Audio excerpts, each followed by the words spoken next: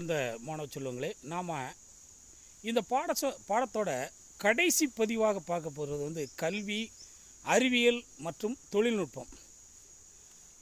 கல்வி நாம் ஆரம்பத்தில் சுதந்திரம் பெற்ற புதுசில் எவ்வளோ மோசமான நிலையில் இருந்தது என்பது ஓரளவு கற்றறிந்த அனைவருக்குமே தெரியும். அப்போ அதை மேம்படுத்தணும். அது மாதிரி சுகாதாரம், அடிப்படை வசதிகள் எல்லாத்துலேயுமே நம்ம என்ன செஞ்சிருந்தோம், ரொம்ப பின்தங்கிய ஒரு சூழலில் இருந்தோம். எப்படியோ வாழ்ந்த நாடு இந்தியா வந்து உலகுக்கே முன்மாதிரியாக திகழ்ந்த நாடு, கல்வியிலையும் சரி நாகரிகத்திலும் சரி. ஆனால் ஒரு கட்டத்தில் அந்நிய படையெடுப்புகளால் நாம் தொடர்ந்து பாதிக்கப்பட்டு ஒரு கட்டத்தில் என்ன செஞ்சிட்டோம், எல்லா வழிகளிலையும் பின்தங்கி போனோம். ஆக கல்வி மற்றும் சுகாதாரம் ஆகியவை சமூகத்துறையில் இடம்பெற்றிருந்தது.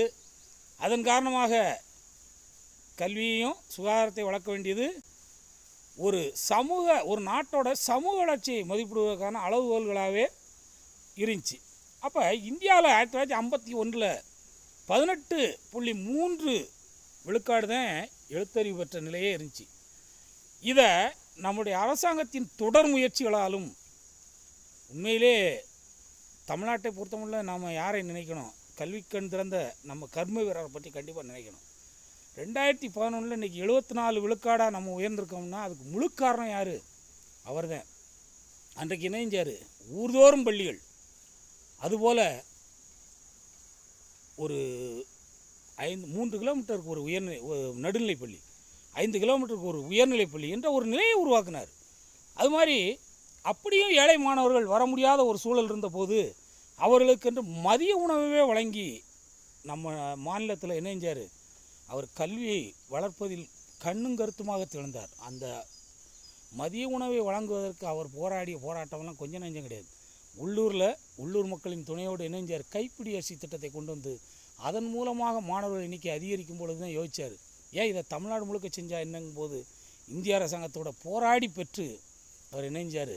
ஒரு கட்டத்தில் மதிய உணவு திட்டத்தை கொண்டு வந்து அப்புறம் அதை இந்தியா முழுக்க கொண்டு வர அளவுக்கு அது மிக பிரபலமான திட்டமாகி போச்சு. இன்றைக்கு அடுத்தடுத்து வந்து அரசாங்கங்கள் உண்மையில் சொல்லக்கூடாது, சும்மா சொல்லக்கூடாது, அவங்க என்னஞ்சாங்க அடுத்தடுத்து மாணவர்களை ஊக்குவிப்பதற்கும் மாணவர்களை வரச் செய்வதற்கும் என்னென்ன வழிமுறைகள் எல்லாம் பின்பற்ற முடியுமோ அத்தனை வழிமுறைகளையும் பின்பற்றினாங்க. அப்போ என்ன ஆகிப்போச்சு, 2011 நம்ம கிட்டத்தட்ட 74 விழுக்காடாக அந்த கல்வியறிவு பெற்றவர்கள் நிலை உயர்ந்தது. ஆண்களில் அதுலேயும் குறிப்பாக 82 விழுக்காடினர், அதுலேயும் பெண்களில் பின்தங்கிய நிலை. காரணம் என்னென்னா, அந்த காலகட்டத்தில் எல்லாம் பார்த்திங்கன்னா ஒரு குறிப்பிட்ட வயதுக்கு மேலே பெண்களை வெளியே அனுப்பி படிக்க வைக்கிற பழக்கமே கிடையாது. ஆனால் இன்றைக்கு அந்த நிலைமை முற்றிலுமாக மாறி இருக்குது. நான் பெருமைப்படுறேன் உண்மையிலே. இன்றைக்கு என்னுடைய வகுப்பில் படிக்கக்கூடிய மாணவர்களின் எண்ணிக்கையை விட மாணவிகளின் எண்ணிக்கை அதிகமாக இருக்குது. ஆக அந்த அளவுக்கு மக்களிடம் இணைஞ்சிருக்கு விழிப்புணர்வு. அடுத்தது அரசாங்கத்துடைய மாணவர்களை வரச் செய்வதற்காக அரசாங்கம் எடுத்த முயற்சிகள், அவர்கள் இணைஞ்சாங்க தங்களுடைய சமூக நல இந்த திட்டமாகவே பார்த்து பெண் குழந்தைகளும் கல்வி கற்க வேண்டும் என்பதற்காக அவர்களுக்கு இலவசமாக கணினி, சைக்கிள் உள்ளிட்டவை வழங்கி அவங்களுக்கு பெண் குழந்தைகள் +2 முடித்தா உதவித்தொகையும் வழங்கி இணைஞ்சிருக்காங்க. பல்வேறு வழிகளில் மாணவர்களை வர வச்சுக்கிட்டு இருக்காங்க. ஆக இப்படி அந்த காலகட்டத்திலலாம் பெண்கள் வந்து எழுத்தறிவில் பின்தங்கியிருந்தாங்க. அதுக்கப்புறம் என்னாச்சு, தொடக்க கல்வி முதல் உயர்நிலை பள்ளி வரையிலான அந்த பள்ளிக்கூடங்களோட எண்ணிக்கையும் பெருமளவில் அதுக்கடுத்து அதிகரித்தது. மேற்படிப்பு மையங்களோட எண்ணிக்கையும் பெருகிட்டு 2014-15 நாட்டில் 12.25 லட்சம், சுமார் 12.25 லட்சம் தொடக்க உயர்தொடக்க பள்ளிகள், உயர்தொடக்க என்றால் 8வது வரைக்கு, அது மாதிரி 2.25 லட்சம் இடைநிலை 10வது வரைக்கு மேல்நிலை பள்ளிகள், ஆக 10-12 வரையிலான அந்த பள்ளிகள் வந்து 2.5 லட்சம் வரையிலான பள்ளிகளும், அந்த உயர்நிலை பள்ளிகளும் மேல்நிலை பள்ளிகளும், அதுக்கடுத்து 38,498 கல்லூரிகளும், 43 மத்திய பல்கலைக்கழகங்களும், 316 மாநில பல்கலைக்கழகங்களும், 122 நிகர்நிலை பல்கலைக்கழகங்கள். நிகர்நிலை என்றால் தன்னாட்சி அதிகாரம் பெற்ற அந்த கல்லூரிகள். அதை என்னஞ்சாங்க அரசாங்கம் அதுக்கும் அனுமதி கொடுத்தது. அதாவது ஒரு பல்கலை கீழே வராமல் இவங்களே என்ன செய்வாங்க, ஒரு பல்கலை போன்று செயல்படக்கூடிய ஒரு வாய்ப்பை உருவாக்கி தருவாங்க. அவங்களே கொஸ்டின் எடுத்துக்கலாம், அவங்களே இணைஞ்சிக்கலாம், அந்த ஒரு கரிக்குலம் ரெடி பண்ணி அவங்களே இணைஞ்சிக்கலாம், கல்லூரியை நடத்திக்கலாம். அந்த அளவுக்கு ஒரு வாய்ப்பை கொடுத்தாங்க. அடுத்த 181 மாநில தனியார் பல்கலைக்கழகங்களும் செயல்பட்டுச்சு. ஆக நகர மற்றும் கிராமப்புறங்களில் இடைநிற்கும் குழந்தைகள் பெரும்பாலும் ஏழை குடும்பங்களை சார்ந்தவர்களாக இருந்தன. குறிப்பாக பெண் குழந்தைகளே இடைநிற்றலில் அதிகமாக இருந்தனர். காரணம் என்னென்னா, குழந்தையை பார்த்துக்கிறது, அடுத்த பின்னால் பிறக்கக்கூடிய அந்த பிள்ளைகளை பார்த்து கொள்வதற்கு அல்லது குடும்பத்தில் வேலைக்கு சென்று சம்பாதிக்கக்கூடிய நிலைமை, இப்படியெல்லாம் மோசமான நிலைமை அந்த காலத்தில் இருந்துச்சு. ஆக செயற்கை விதத்திலும் இடைநிற்றல் விதத்திலும் மிக பெரும் பிராந்திய வேறுபாடுகளும் காணப்பட்டன. இதுவும் கொஞ்சம் நகர்ப்புறங்களில் என்ன செய்யும், நல்லா போய் சேர்த்துருவாங்க பெண் பிள்ளைகளுக்கு கல்வி வேண்டும் என்பதற்காக. ஆனால் கிராமப்புறங்களிலும் பின்தங்கிய பகுதிகளிலும் என்ன செய்ய மாட்டாங்க, அதெல்லாம் ரொம்ப பார்ப்பாங்க, சேர்க்க மாட்டாங்க. ஆக இந்த பின்தங்கிய மாநிலங்களிலும் பகுதிகளிலும் பள்ளிக்கல்வி நிலை மோசமாகவே இருந்தது.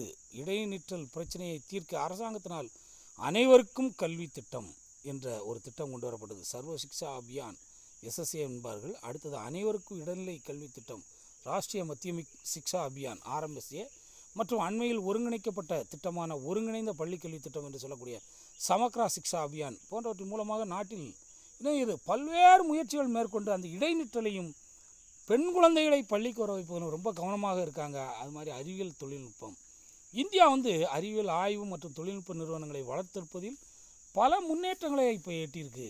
விடுதலைக்கு முன்னர் இந்தியாவில் இருந்த ஒரே ஒரு அறிவியல் ஆய்வு நிறுவனமே 1909 JRD டாட்டா மற்றும் மைசூர் மகாராஜா ஆகியோரின் நிதியுதவியில் பெங்களூரில் அமைக்கப்பட்ட இந்திய அறிவியல் நிறுவனம் என்று சொல்லக்கூடிய IISc மட்டும்தான்.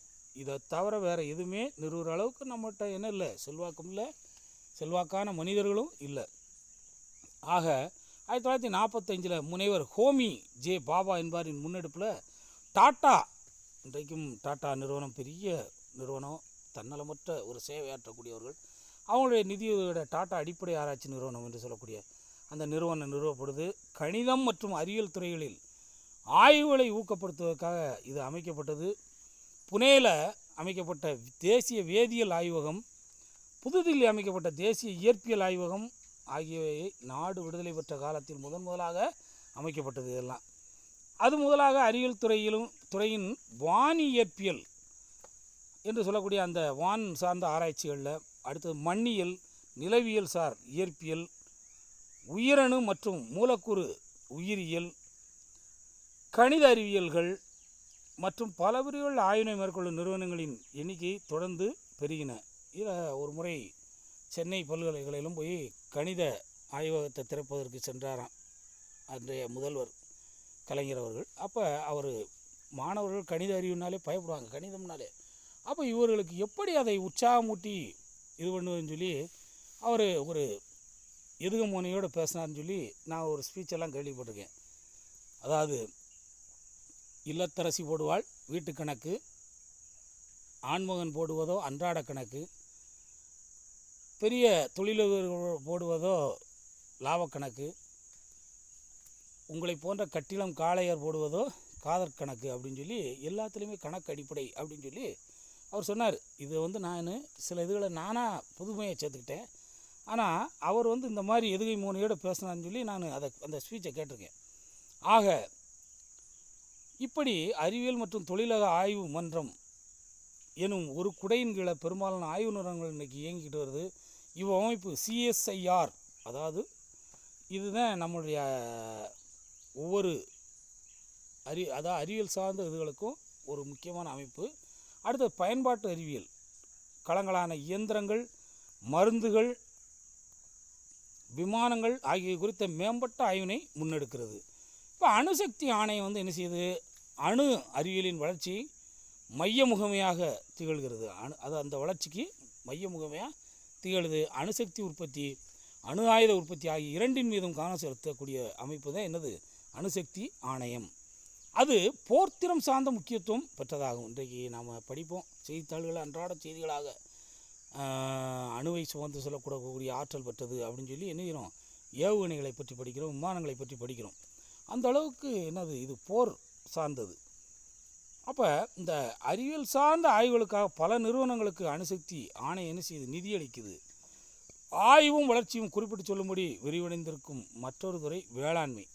இந்த துறையில் நடைபெறக்கூடிய ஆய்வுகளை இந்திய வேளாண் ஆய்வுக் கழகம் ஒருங்கிணைக்குது. இதன் ஆய்வுகள் அடிப்படை வேளாண்மை குறித்து மட்டுமல்லாமல் துணை நடவடிக்கைகளாக மீன் வளர்ப்பு, வனங்கள், பால்வளம், தாவர மரபியல், உயிரி தொழில்நுட்பம், பல்வேறு பயிர் வகைகளான நெல், உருளைக்கிழங்கு, கிழங்கு வகைகள், பழங்கள் மற்றும் பூச்சிகளை கட்டுப்படுத்தல் ஆகிய நடவடிக்கைகளையும் இந்த அமைப்பு என்ன செஞ்சுக்கிட்டு இருக்குது, மேற்கொண்டு கவனிச்சுக்கிட்டு இருக்குது. வேளாண் பல்கலைக்கழகம் கல்வி கற்பித்தல், வேளாண் நடைமுறைகள் குறித்த ஆய்வு ஆகியவற்றில் நல்ல ஒரு ஊக்கத்தோடு செயல்பட்டுக்கிட்டு இருக்குது. இந்தியாவில் 67 வேளாண்மை பல்கலைக்கழகங்கள் உள்ளன. இவற்றில் 3 பல்கலைக்கழகங்கள் தமிழகத்திலே அமைந்துள்ளது. இந்திய தொழில்நுட்ப நிறுவனங்கள் என்று சொல்லக்கூடிய ஐஐடி, அது மாதிரி பொறியியலின் வெவ்வேறு பிரிவுகளுக்காக நிறுவப்பட்ட சிறப்பு நிறுவனம் இது. ஆக முதல் ஐஐடி கரக்பூரில் நிறுவப்பட்டது. தொடர்ந்து டெல்லி, பம்பாய், கான்பூர் மற்றும் சென்னை ஆகிய இடங்கள்லாம் இருக்குது.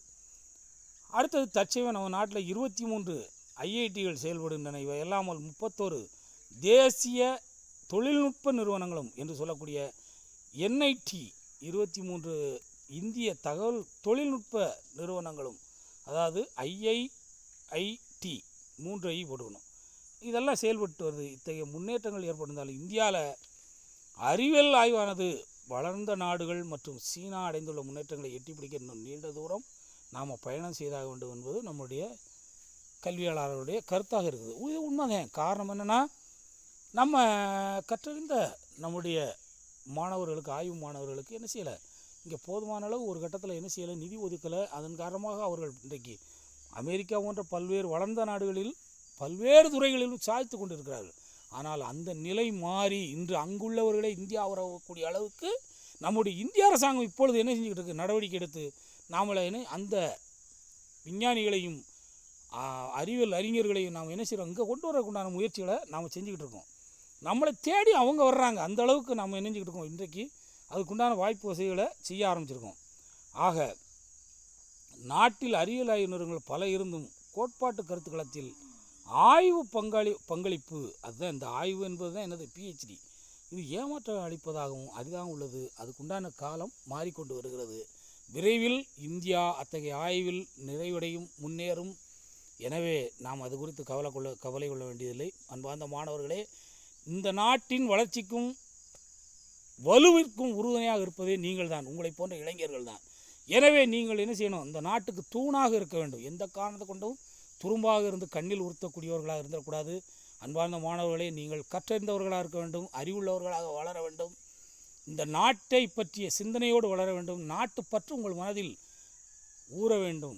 இன்றைக்கு பாசிசம் என்று சொல்கிறார்கள். அமெரிக்கா போன்ற நாடுகளே என்ன செய்யுது, இன்றைக்கு தன்னுடைய நாடு தன்னுடைய மக்கள் என்ற கோட்பாட்டில் வாழ்ந்துக்கிட்டு இருக்குது. அப்படிங்கும்போது நாம் அப்படி வாழ்கிறதுல ஒன்றும் தப்பே கிடையாது. இதுதான் பாசிசம். அப்போ உலகம் என்று பொதுப்படையான ஒரு குடையின் கீழ் வரும்போது நாமும் அதே போன்று மாறிக்கிடுவோம். ஒன்றும் தப்பு கிடையாது. அன்பார்ந்த மாணவ செல்வங்களே, எல்லா பதிவுகளையும் நன்கு கவனித்து படித்து நீங்கள் வாழ்வில் வளம் பெற அன்புடன் இறைவனை வேண்டுகிறேன். நன்றி.